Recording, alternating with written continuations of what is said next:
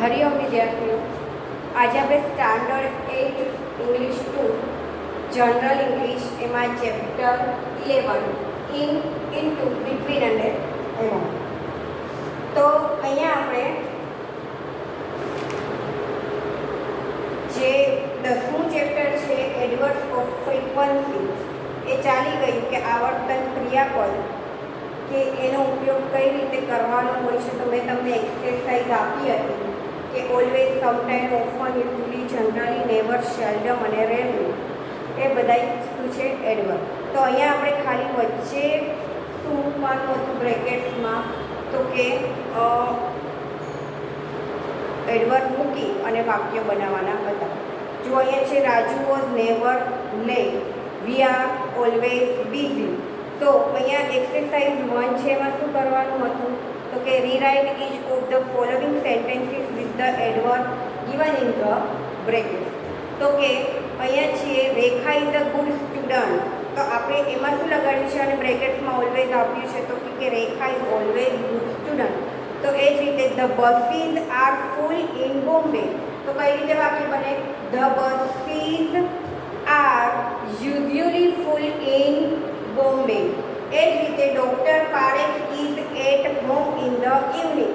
તો કે doctor Parekh is never at home in the evening. તો આ રીતે વાક્ય ટુ બીના રૂપ પછી, ટુ બીનું રૂપ કયું આવે તો કે એમ, ઇઝ અને આર. એમ ઇઝ આર પછી આપણે જે યુઝ્યુઅલી, નેવર, સેલ્ડમ એ બધા એડવર્બનો ઉપયોગ કરીને વાક્ય બનાવવાના છે. તો એડવર્બ ઓફ ફ્રીક્વન્સી એટલે કે આવર્તન ક્રિયાપદ. તો અહીંયા આપણે જોઈએ કે યુઝ્યુઅલી છે, સેલ્ડમ છે, પછી રેરલી છે એટલે ભાગ્યે જ, જનરલી છે, એ બધાને શું કહેવાય? એડવર્બ કહેવાય. તો એ ક્યારે મૂકવામાં આવે છે તો કે ટુ બીના રૂપ પછી આ બધા એડવર્બ મૂકીને વાક્ય લખવાનું છે. પછીનું છે લિટલ ચિલ્ડ્રન આર ક્વાઇટ.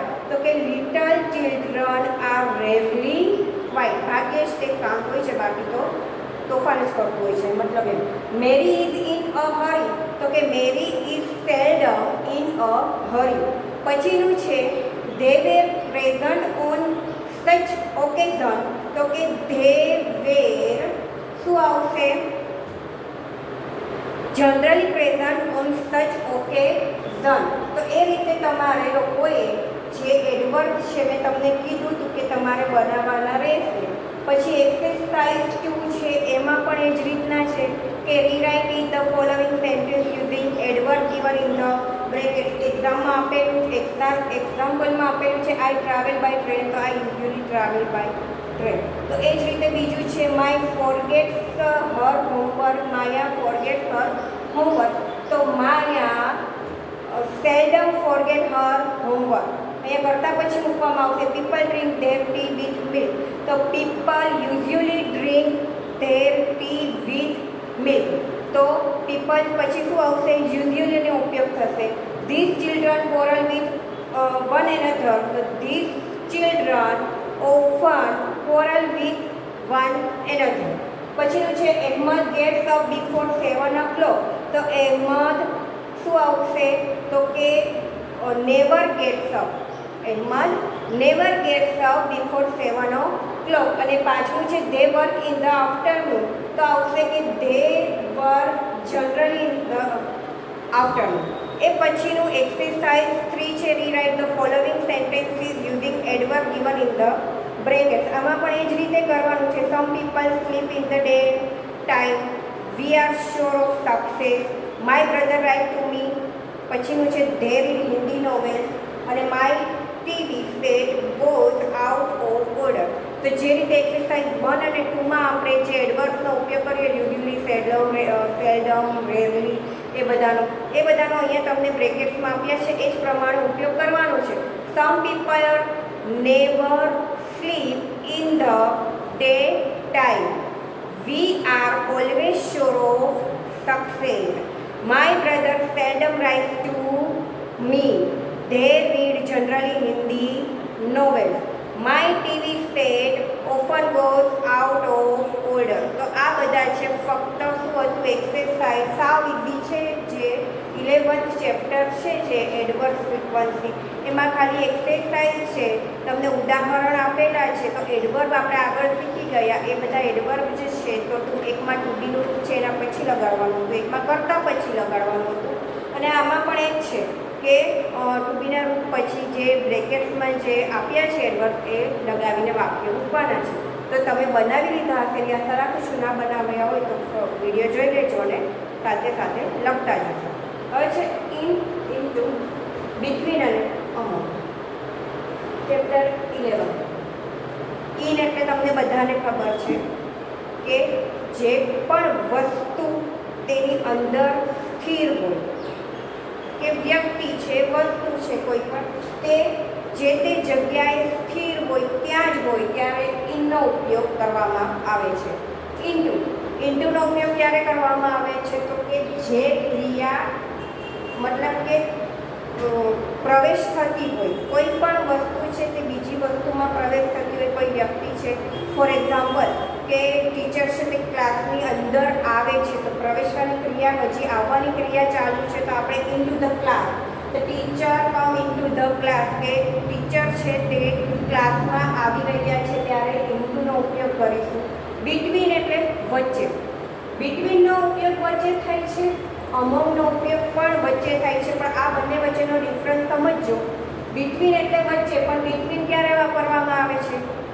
બે વ્યક્તિ હોય ત્યારે, બે વ્યક્તિની વચ્ચે કોઈ ત્રીજી વ્યક્તિ, બે વસ્તુની વચ્ચે કોઈ ત્રીજું કોઈ વસ્તુ પડ્યું હોય ત્યારે બિટવીનનો ઉપયોગ થાય છે. પણ બિટવીનથી મતલબ કે બેથી વધારે, ત્રીજું, ચોથું, પાંચમું કોઈ વ્યક્તિ છે કે વસ્તુ છે, બેથી વધારે જ્યારે વ્યક્તિ કે વસ્તુનો ઉપયોગ કરવામાં આવે છે ત્યારે એમોંગનો ઉપયોગ થાય છે. તો યાદ રાખજો, બિટવીન ફક્ત બે વ્યક્તિની વચ્ચેની કોઈ વ્યક્તિ હોય, બે વસ્તુની વચ્ચે કોઈ વસ્તુ પડી હોય ત્યારે બિટવીન. પણ બેથી વધારે કોઈ વ્યક્તિ કે વસ્તુનો ઉપયોગ થાય છે, 3, 4, 5 કે પછી કોઈ જથ્થામાં ઉપયોગ થાય, મતલબ કે કોઈ ક્રાઉડ એટલે ટોળું હોય, કોઈ મોટી લાઈન હોય અને એની વચ્ચે કોઈ છોકરી કે છોકરો ઊભો હોય અને એમ દર્શાવવું હોય તો આપણે અમોંગ એનો ઉપયોગ કરીશું. ખ્યાલ આવ્યો? તો ઇન, ઇન્ટુ, બિટવીન અને અમોંગ. ઇન એટલે માં, ઇન્ટુ એટલે પણ શું થાય, અંદર જવા પ્રવેશ કરવાની ક્રિયા, ઇન્ટુ, બિટવીન એટલે વચ્ચે, અમોંગ એટલે પણ વચ્ચે. પણ આ બંનેમાં ડિફરન્સ એટલો છે કે આ બે વ્યક્તિ કે વસ્તુ માટે વાપરવામાં આવે છે. એમોંગ છે તે બે કરતાં વધારે વ્યક્તિ કે વસ્તુ માટે વાપરવામાં આવે છે. તો અહીંયા જોઈએ, in, into, between and among are all preposition. આપણે પ્રેપોઝિશનમાં પણ શીખ્યા છે. ઇન, ઇન્ટુ, બિટવીન અને અમોંગ આ બધા શું છે? Preposition. In, into, in express location, within, into implies motion from the outside to the inside. હવે એક્ઝામ્પલ જોઈએ. આઈ સેટ ઇન માય રૂમ. હું મારા રૂમમાં, સ્પીકનું થયું છે, હું મારા રૂમમાં ઊભી, હું મારા રૂમમાં ઊભી. હવે ઇન, ઇન એટલે કે હું મારા રૂમની અંદર જ છું તો ઇનનો ઉપયોગ થયો. They are working in the field. તે લોકો તેનું કામ તેની ફિલ્ડ, ક્ષેત્રમાં તેનું કામ કરી રહ્યા છે તો ત્યારે પણ ઇનનો ઉપયોગ થાય છે. Throw the paper into the basket. નાખવાની ક્રિયા કરે છે. જુઓ અહીંયા ક્રિયા કઈ છે કે ફેંકવાની ક્રિયા. જે ક્રિયા થઈ છે ફેંકવાની, તો એ ક્રિયા છે એ થઈ રહી છે, જવાની ક્રિયા થઈ રહી છે. ક્યાં? તો કે ડસ્ટબિનમાં શું છે તો કે પેપર છે એ નાખે છે, જે જવાની ક્રિયા કરે છે તો ઇન્ટુનો ઉપયોગ કરીશું. રામ કેમ ઇન્ટુ ધ રૂમ. રામ છે તે રૂમમાં આવ્યો એટલે આવવાની ક્રિયા કરી રહ્યો છે તો ઇન્ટુનો ઉપયોગ કરશું કે તે હજી આવી રહ્યો છે, પ્રવેશ અંદર નથી પણ તે પ્રવેશી લીધો છે પણ હજી અંદર આવ્યો નથી તો ત્યારે શેનો ઉપયોગ કરીશું? ઇન્ટુનો. એ જ રીતે જુઓ, between, among. Between apply to things, groups or person. Among apply to more than two. મેં હમણાં તમને કહ્યું બિટવીનનો ઉપયોગ ક્યારે થાય છે? બે પર્સન વચ્ચે. જ્યારે એમોંગનો બે કરતાં વધારે હોય ત્યારે. ફોર એક્ઝામ્પલ જોઈએ, મેરી સ્ટૂડ બિટવીન રેખા એન્ડ માલા. તો મેરી છે તે ક્યાં ઊભી? તો કે રેખા અને માલાની વચ્ચે મેરી છે તો બિટવીનનો ઉપયોગ થયો. Keep the apples between the orange and the mango. તો ઓરેન્જ અને મેંગોની વચ્ચે તમે રાખો. શું? તો કે એપલ. તો ઓરેન્જ અને મેંગોની વચ્ચે એપલ રાખવાનું કહે છે તો બિટવીનનો ઉપયોગ થયો. અમોંગનો ઉપયોગ ક્યારે થાય છે? He divided his money among his 3 son. એટલે કે તેણે શું કર્યું? ડિવાઈડ એટલે કે ભાગલા પાડ્યા. કોની વચ્ચે ભાગલા પાડ્યા? તો કે તેના 3. અહીંયા 2 થી વધારેનો ઉપયોગ થયો 3 પુત્રોનો, એટલે એમોંગનો ઉપયોગ થયો કે he divided his money among his 3 સન.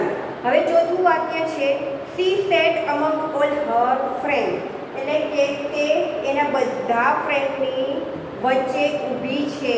તો મતલબ ઊભી, સેટ છે એટલે ભૂતકાળનું થયું. તે ઊભી ક્યાં? તો કે બધા ફ્રેન્ડની વચ્ચે.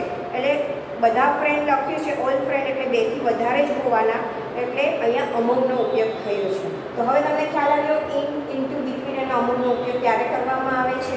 તો એમાં હવે આપણે એક્સરસાઇઝ જોઈએ. એમાં પહેલું છે fill in the blank with in, into, between or among. થોડી ઘણી કરાવું છું, બાકી તમારે તમારી જાતે કરવાની રહેશે. હવે એમાં પહેલું છે ધેર ઇઝ અ બ્યુટીફુલ લીલી, ખાલી જગ્યા ધ રોઝી. તો ગુલાબની વચ્ચે શું આવ્યું છે? તો કે લીલી છે. તો there is a beautiful lily between the roses. ગુલાબની વચ્ચે શું છે? તો કે લીલી છે. His village is between 2 hills. તો 2 ગામની વચ્ચે શું આવેલું છે? તો કે 2 હિલ એટલે કે પર્વત. 2 પર્વતની વચ્ચે શું આવેલું છે? ગામડું આવેલું છે. તો અહીંયા તેનો ઉપયોગ થશે બિટવીન. સોરી, પહેલામાં એમોંગ આવશે કેમ? તો કે રોઝી. અહીંયા શું લખ્યું છે? The rosy. અહીંયા 2 રોઝ કે 3 રોઝ એવું નથી લખ્યું. રોઝીસ એટલે ઘણા બધા ગુલાબો હોય છે, એની વચ્ચે લીલી છે એટલે અમોંગ ધ રોઝીસ આવશે. બીજામાં બિટવીન 2 હિલ્સ, 2 હિલની વાત થઈ છે એટલે આપણે બિટવીનનો ઉપયોગ કરીશું એટલે અહીંયા આવશે બિટવીન 2 હિલ્સ. ત્રીજું વાક્ય છે don't throw stone the lake. એટલે પથ્થર છે તે તળાવમાં નાખવાની ક્રિયા ચાલુ છે એટલે ઇન્ટુનો ઉપયોગ થશે. The milkman poured milk into the jug. કે જગમાં દૂધ તે નાખે છે, નાખવાની ક્રિયા, જગમાં નાખવાની ક્રિયા ચાલુ છે એટલે ઇન્ટુનો ઉપયોગ થશે. એ પછીનું છે ગોવિંદ વોક, ખાલી જગ્યા હિઝ ફ્રેન્ડ. ગોવિંદ ચાલ્યો ક્યાં? તો કે તેના મિત્રના રૂમ તરફ ચાલ્યો, એટલે કે જવાની ક્રિયા ચાલુ દર્શાવે છે તો ઇન્ટુ હિઝ ફ્રેન્ડ્સ રૂમ. છઠ્ઠું છે આઈ રીડ અબાઉટ. હું શું વાંચું છું? તો કે ન્યૂઝપેપરમાં ન્યૂઝપેપર વાંચું છું. ન્યૂઝપેપરમાં એટલે કે આઈ read about it in the newspaper. એટલે હું તેના વિશે ન્યૂઝપેપરમાં વાંચું છું. એટલે જે ન્યૂઝપેપરમાં જે ન્યૂઝ છપાયેલા છે તો એની અંદર જ છપાયેલા હોય, એ તો કંઈ પ્રવેશવાની ક્રિયા કરતા નથી. એટલે તેનો ઉપયોગ થશે ઇન ધ ન્યૂઝપેપર. એ જ પ્રમાણે શીલા એન્ડ લીલા લીવ ઇન બોમ્બે. એટલે એ બંને ક્યાં રહે છે? તો કે અત્યારે મુંબઈમાં જ છે, બોમ્બેમાં છે એટલે ઇન. તો એ પ્રમાણે તમારે 8 થી 12 વાક્ય જાતે બનાવવાના છે ઇન, ઇન્ટુ, બિટવીન અને અમોંગ. હવે તમને ખ્યાલ આવી ગયો હશે. એવી જ રીતે એક્સરસાઇઝ 2 છે fill in the blank with the correct preposition from those given in the bracket. તો અહીંયા જુઓ ધ મધર સેટ, ખાલી જગ્યા હર ચિલ્ડ્રન. તો અહીંયા હર ચિલ્ડ્રન છે એટલે 2 હોય કાં 2 થી વધારે હોય, પણ અહીંયા શું આપ્યું છે? ઇન તો ના આવે, શું આવશે? અમોંગ. ધ મધર તેના ચિલ્ડ્રનની વચ્ચે ઊભા છે એટલે among Har children. A river flows, ખાલી જગ્યા ઇઝ બેંક. તો કે રિવર ફ્લો છે તે બેંક. રિવર ફ્લો એટલે નદીનો જે ફ્લો છે તે ખાલી જગ્યા ઇઝ બેંક એટલે કે તે કિનારાની વચ્ચેથી જાય છે એટલે રિવર ફ્લોઝ છે એટલે શું આવશે? અમોંગ. અને બેંક છે, બેંક્સની વાત થાય છે. કિનારા તો ઘણા બધા હોય એટલે શું આવશે? Among. The child threw the toy in the pond. એટલે જે ચાઇલ્ડ છે તે થ્રુ એટલે ફેંકવાની ક્રિયા ચાલુ છે એટલે શું આવશે? The child threw the toy into the pond.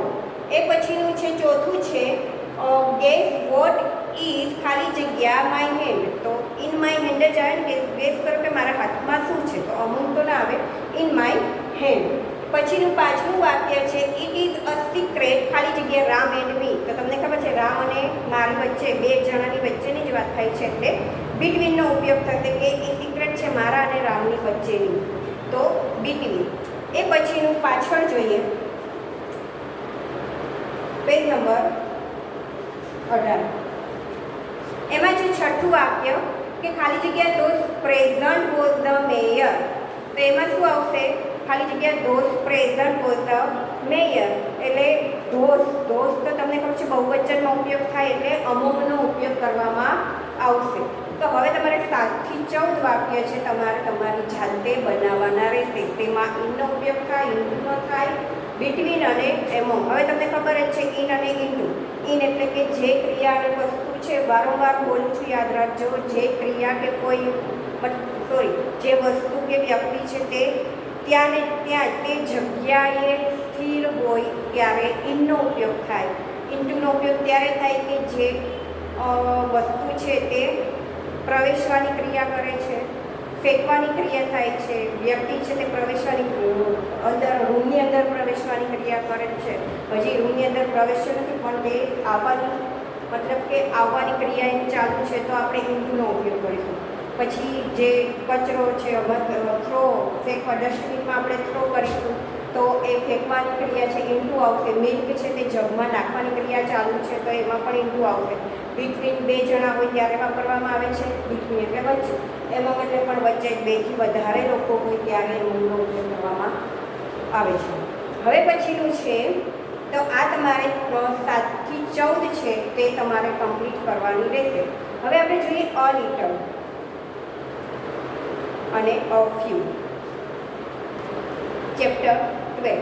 તો અહીંયા હું તમને એક વાત જણાવી દઉં છું કે આપણે standard 8 general English grammar most of I think પૂરું થઈ જ ગયું છે. ગ્રામર જનરલમાં પણ 1 to 11 ચેપ્ટર કમ્પ્લીટ થયા.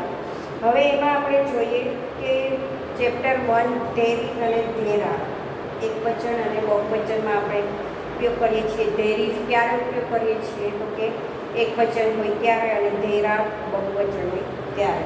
એ પછીનું બીજું ચેપ્ટર હતું સબ્જેક્ટ એન્ડ પ્રેડિકેટ. તો આપણે સબ્જેક્ટ એટલે કર્તા વિશેનો અભ્યાસ કર્યો, એના વિશે પણ અભ્યાસ કર્યો. સબ્જેક્ટ કોને કહેવામાં આવે છે તે. એ પછીનું ત્રીજું વાક્ય છે કોમન નાઉન અને પ્રોપર નાઉન. એ તો આપણે 6ઠામાં આવતું હતું અને 7મામાં આવતું હતું. તો કોમન અને પ્રોપર નાઉન વિશે અભ્યાસ કર્યો. કોમન નાઉન એટલે કે શું તો કે ઇન્ડિયા ફોર એક્ઝામ્પલ કન્ટ્રી છે, જર છે, એ બધા કોમન નાઉનમાં આવે. સ્ટુડન્ટ છે કોમન નાઉનમાં આવે.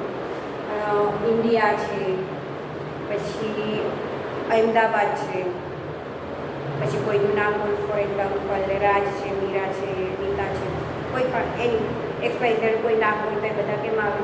પ્રોપરમાં. તો કોમન અને પ્રોપરનો ડિફરન્સ પણ શીખ્યા. એ પછી આપણે જોઈએ તો simple present tense. Simple present tense તો ઘણી બધી વાર શીખ્યા છે. વર્તમાન કાળ. હવે વર્તમાન કાળ જો ન આવ્યો કોઈને 8મા ધોરણના વિદ્યાર્થીઓને વારંવાર તો જ્યારે પણ આપણે મળશું ને ત્યારે હું ટેન્સ જ પકડીશ અને વિદ્યાર્થીઓને ઊભા કરીને અહીંયા બોર્ડમાં લખાવીશ કે ટેન્સમાંથી ચાલુ વર્તમાન કાળનું ચલો એક ઉદાહરણ લખો, પૂર્ણ વર્તમાન કાળનું ઉદાહરણ લખો. કહું છું એ કરીશ એટલે તમે ધ્યાન રાખજો કે ગમે એને પકડીને અહીંયા ઊભા કરી અને કહીશ કે આની વાક્ય રચના લખો અને આ વાક્ય એનું વાક્ય લખો. ના આવડું ને તો 15 વાર લખવાની તૈયારી સાથે સ્કૂલમાં આવજો. આ ચોખ્ખું કહું છું. ખૂબ જ શીખ્યા છે અને હજી જો તમને ના આવડે તો એ પછી તમારી મહેનત કેવી છે એ અમને ખબર પડી જાય. એડજેક્ટિવ અને એડવર્બ એ પણ શીખ્યા. એડજેક્ટિવ અને એડવર્બ વિશેનો પણ અભ્યાસ કર્યો. એડવર્બ ક્રિયા વિશેષણ વિશે અભ્યાસ કર્યો છે. સિમ્પલ પાસ્ટ ટેન્સ ભૂતકાળ એનો પણ ખૂબ જ અભ્યાસ કર્યો છે. ઈડીવાળા રૂપો અને ડીડવાળા વાક્ય આપણે મૂકીએ છીએ. નાઉન ફ્રોમ એડજેક્ટિવ અહીંયા પણ એબ્સ્ટ્રેક્ટ નાઉન વિશેનો અભ્યાસ કર્યો. 7મું ચેપ્ટર. 8મું પ્રોનાઉન એટલે કે જે પ્રોનાઉન્સ છે કયા કયા આઈ, મી, યુ, હી, શી, ધે બધા પ્રોનાઉન્સ વિશે પણ આપણે અભ્યાસ કર્યો. એની એક્સરસાઇઝ શીખ્યા. ઓપોઝિટ વાક્ય મતલબ કે વિરોધી વાક્યો પણ આપણે શીખ્યા કે વિરોધી વાક્યો યાદ રાખજો. અને મેં તમને એ પણ કીધું કે ગૂગલમાં તમે સર્ચ કરશો ને ઓપોઝિટ વર્ડ તો કેટલા બધા વર્ડ્સ આવશે ઓપોઝિટ વર્ડના. અત્યારે તો તમારે જરૂર નહીં પડે પણ આગળ જતાં મેં તમને કીધું ને આફ્ટર 10th ઓર 12th સ્ટાન્ડર્ડ 10 અને 12માં પછી ખૂબ જ જરૂરી પડશે તો કરતા રહેજો. પછીનું 10મું છે એડવર્બ ઓફ ફ્રીક્વન્સી, જે મેં તમને હમણાં અત્યારે થોડુંક સમજાવ્યું કે એડવર્બ આવર્તન ક્રિયાપદ. એડવર્બ ઓફ ફ્રીક્વન્સી એટલે કે આવર્તન ક્રિયાપદ. તો ઓલવેઝ, સમટાઈમ, ઓફન એ બધા જે એડવર્બ છે એના વિશેનો પણ અભ્યાસ કર્યો. ખાલી એક્સરસાઇઝમાં શું કરવાનું હતું તો કે ટુ બીના રૂપ પછી આપણે જે અહીંયા જે એડવર્બ આપ્યા છે બ્રેકેટ્સમાં એ મૂકીને વાક્ય પૂર્ણ કરવાનું હતું એક્સરસાઇઝ 1માં. એક્સરસાઇઝ 2માં શું હતું તો એમાં પણ એ જ હતું કે માયા પછી મતલબ કે કરતાં પછી એડવર્બ મૂકીને વાક્ય પૂર્ણ કરવાનું હતું. અને ત્રીજામાં પણ એ છે some people never sleep in the day or in time. તો એ આપણે અહીંયા શીખ્યા એડવર્બ ફ્રીક્વન્સી. 11મું ચેપ્ટર પૂર્ણ કર્યું એ એટલું ડિફેન અને અમુક. એવું નથી કે વર્કશીટમાં પણ આ બધું પૂછાશે, વર્કશીટમાં તો પૂછાશે જ, પણ ચાલો ક્યારેય માની લો કે હજી કંઈ નક્કી નથી પણ તમારી એક્ઝામ લેવાય તો આપણે જો તૈયારી કરી હશે તો તમે લખી શકશો. પછી લિટલ અને અ ફ્યુ એ પછી હવે આપણે જ્યારે બીજો નેક્સ્ટ પીરિયડ આવશે ત્યારે એક ચેપ્ટર 12 છે લિટલ અને અ ફ્યુનો ઉપયોગ કઈ રીતે કરવામાં આવે છે તેનો અભ્યાસ કરીશું. અને સાથે 13મું ચેપ્ટર છે ઇઝી છે પ્રેઝન્ટ પરફેક્ટ ટેન્સ, એ પણ ખૂબ શીખ્યા. પ્રેઝન્ટ પરફેક્ટ ટેન્સ એટલે કે પૂર્ણ વર્તમાનકાળ. બંને ચેપ્ટર સાથે લઈ લઈશું. બંને નાના નાના ચેપ્ટર છે, સાથે હું તમને એની એક્સરસાઇઝ પણ આપીશ. તો અહીંયા આપણે ચેપ્ટર 11 સુધી કમ્પ્લીટ કર્યું છે. તમે તૈયારી સાથે સાથે કરતા રહેજો. મહેરબાની કરીને ઇંગ્લિશમાં તો ખાસ મહેનત કરતા રહેજો. તો અહીંયા હું કમ્પ્લીટ હવે પૂરું કરું છું. ચેપ્ટર 12થી નેક્સ્ટ પીરિયડમાં આપણે મળીશું.